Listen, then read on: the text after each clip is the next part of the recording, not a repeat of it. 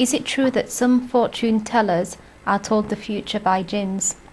Yes, it happens because them people who predict, they either do these zodiacs, like reading the astrology, and the second type is it's the people who have their friends from the jinnat, and these jinnat actually steal an information from different places, and they bring the information to their friends, human. That's how they exchange. Okay. For example, non-Muslims also, they do have their own rituals. It's English people, they have their own, Germans, everyone. The people who speak with the ghosts. Okay. And most of them are not reliable anyway. So for this astrology, very complicated science. It's very difficult to learn it, and you have to learn it accurately. It's very difficult. Okay.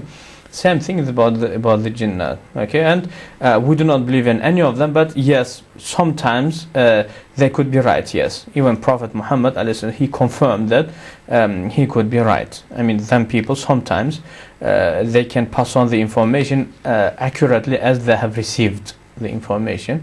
But anyway, we Muslims, we just ignore it. We don't believe in it. Okay, we just ignore. We just disregard it. Yes.